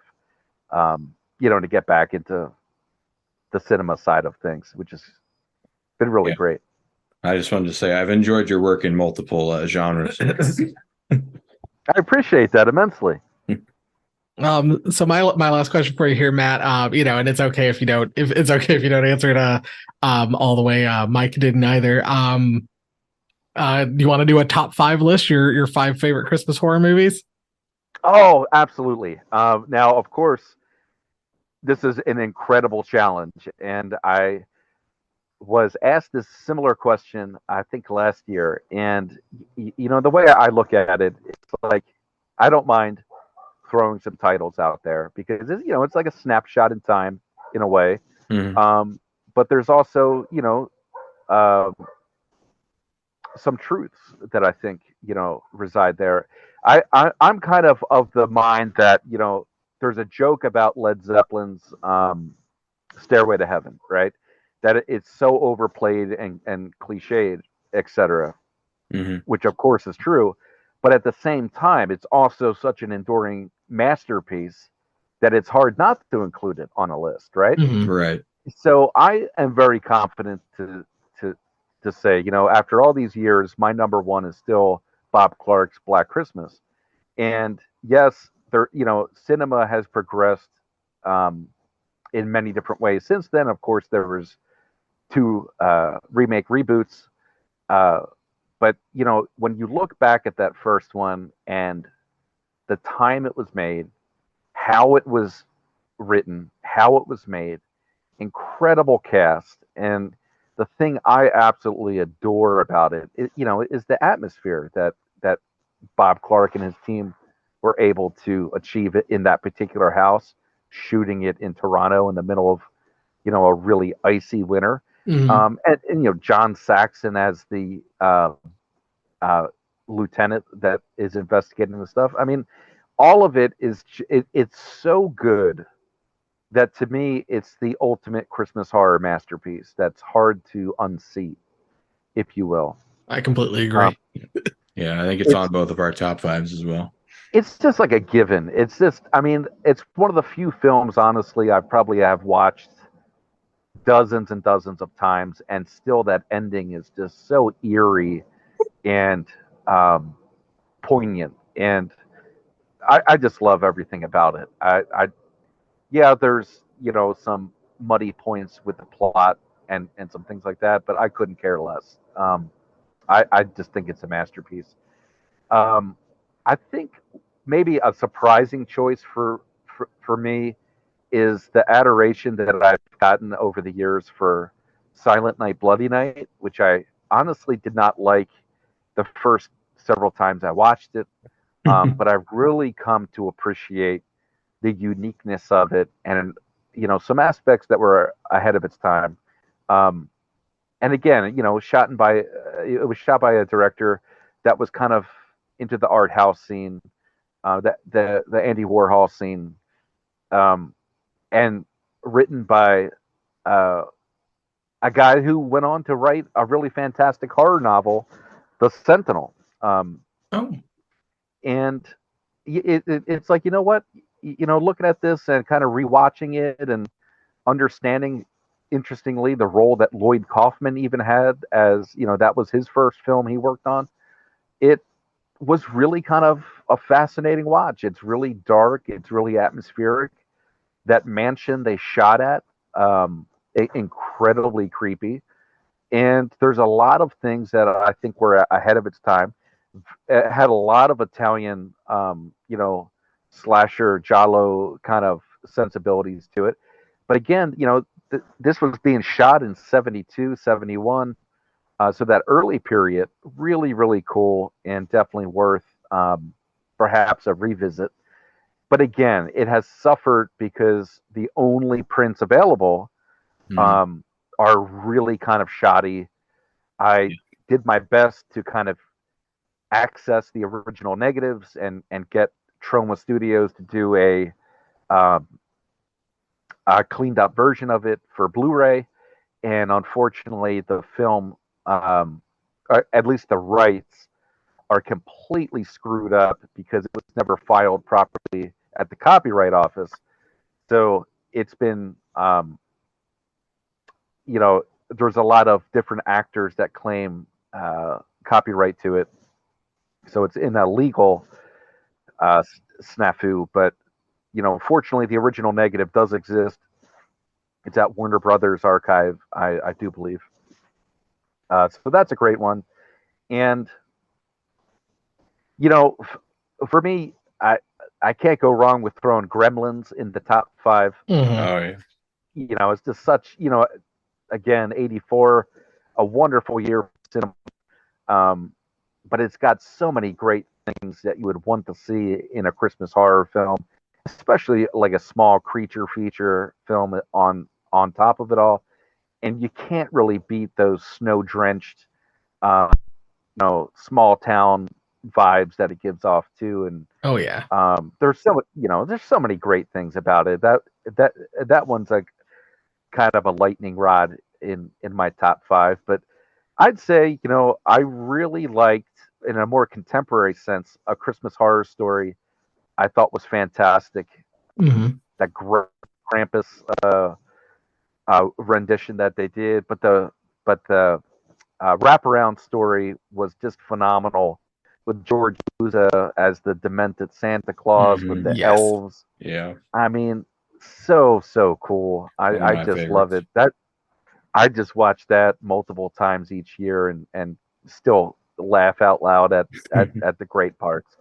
And then, kind of like my 5th, it always kind of wavers, I would say. I mean, there's so many great films out there that fit into this category. But Silent Night, Deadly Night, sorry, from 84, for me, it's something that I just enjoy, despite some of the sleazier aspects of it. I think it's just a fantastic film.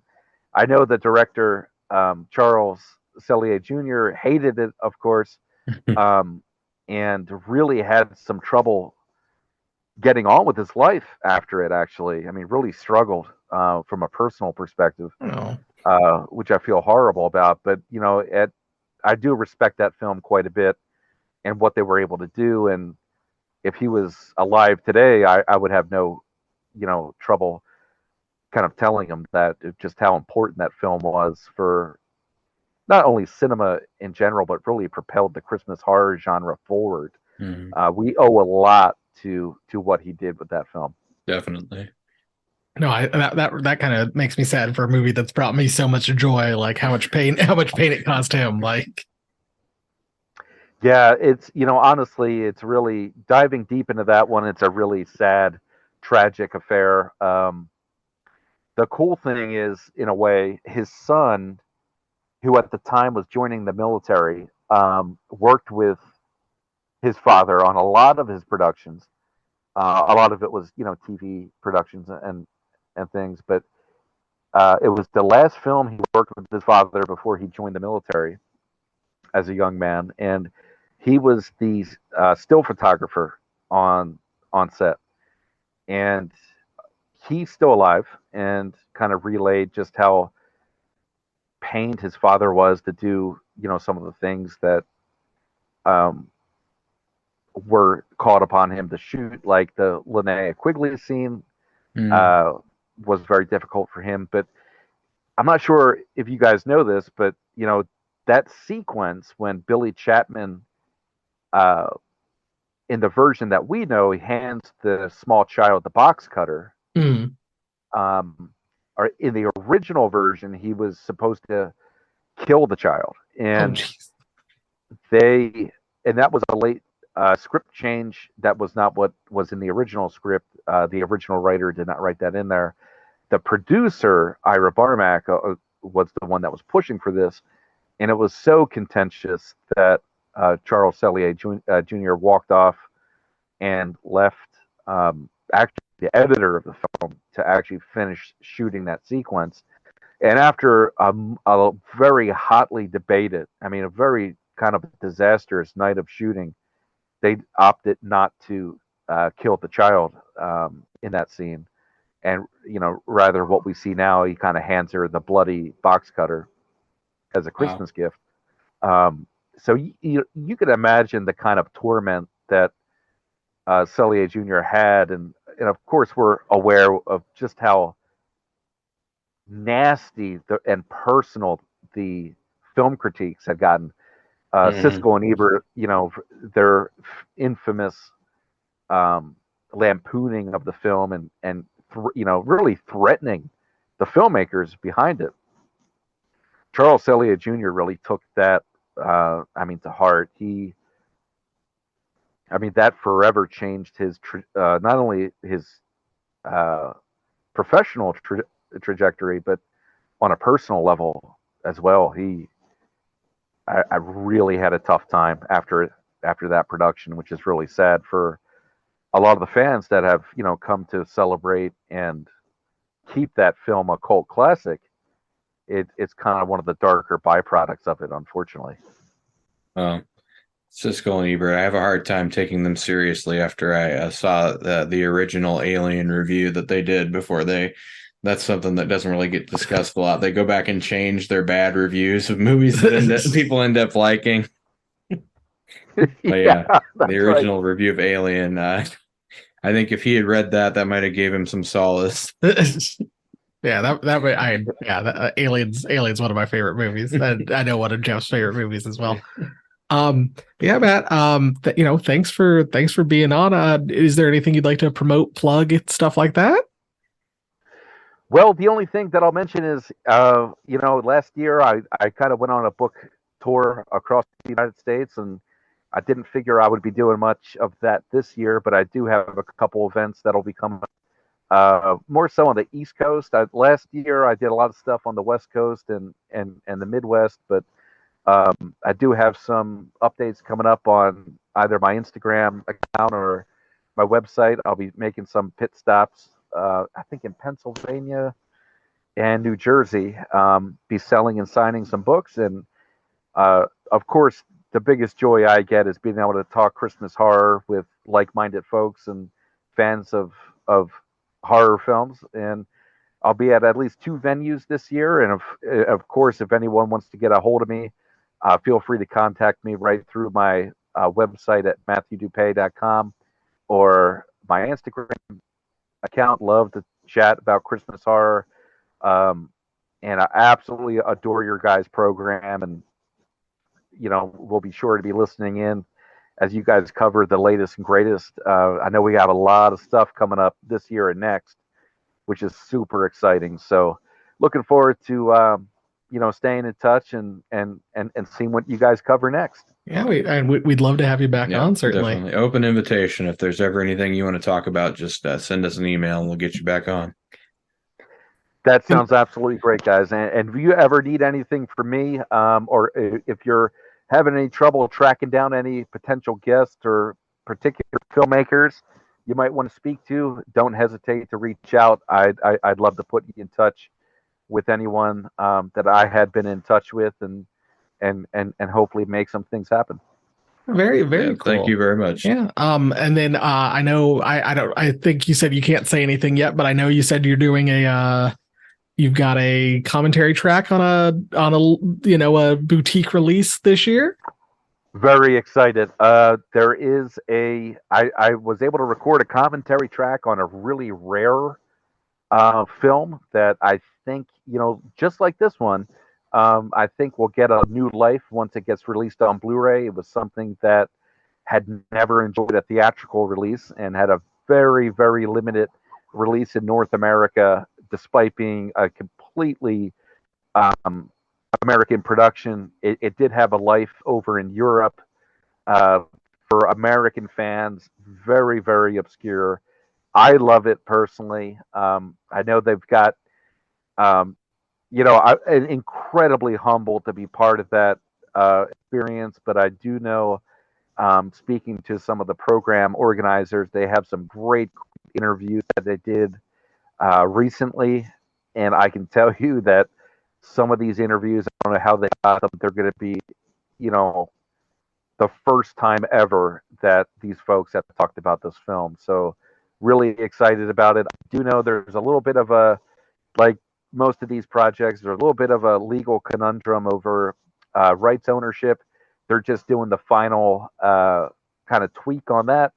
But they did let me know that I think it was from an original negative that was sitting over in Italy. So cool. What we should see is a fully restored version of this film that I personally have never seen. I've only seen a kind of a rougher cut, and I'm really excited to see what they do with this one. So I'll definitely keep you guys posted with that. And currently working on a new project that's not Christmas horror related, but for fans of the Critters franchise, it's going to be the history of Critters and its subsequent sequels. Oh, very cool. Which has been a ton of fun. Very difficult to track down a lot of these folks, but I'm very happy to relay that we pulled some folks out of retirement, got a lot of coverage with this one, and some never been seen, before seen photos and stuff. And we're hoping, let's see, fingers crossed, some kind of publication next year would be really cool. So that's the next thing I'm working on personally. That's of like a bigger caliber. But if you guys are, that sounds really interesting, fans of Critters, you guys will be in good company on that one. Well, we'll certainly buy a copy and put it on our shelf. So oh, thank you guys. But yeah, if people want to find us on social media, we are at horror4holidays on Instagram, TikTok, Blue Sky, Threads. Are people still using Threads? And then whatever we call Twitter, we're still going to call it Twitter, right? We're not going to call it X. You can find us on YouTube at Horror for the Holidays. Yeah. Make sure to give us a thumbs up, give us a subscribe, hit the bell, all that fun stuff. Leave us a comment. And if you're going to be doing a stop in Pennsylvania, we'll have to let Mike know so we can send him as our on-the-ground reporter in person. Right. If subscribe to us on your podcatcher of choice, Downcast, Apple Podcast, Stitcher, all that fun stuff, Horror for the Holidays. Subscribe, leave us a review, 5 stars. Make sure you tell a friend. It really helps spread the word. I listen to podcasts more often because someone mentions it to me, as opposed to just hearing about it online or something like that. And of course, buy A Scary Little Christmas. It's an invaluable resource if you're into this like we are. And it's endorsed by both Joe Bob Briggs and Horror for the Holidays. Endorsements that carry equal weight. Yeah, certainly. And I mean, I'm pretty sure also endorsed by our first guest, Mike Lombardo. He's the one who kind of put us in touch with Matt. Yes. So Yeah, we really appreciate you coming on this episode, Matt, and we had a blast talking to you, and yeah, we hope to do it again here real soon. Yes. Likewise, guys, I really can't thank you enough. It's always great to talk with like-minded Christmas horror fiends, and would love to come back and look forward to see what you guys do. And if you need me for anything, don't hesitate to give a shout. And look forward to continuing. Excellent. Well, thank you, and thanks to everybody for listening. And we'll see you again in 2 weeks. Bye. Goodbye.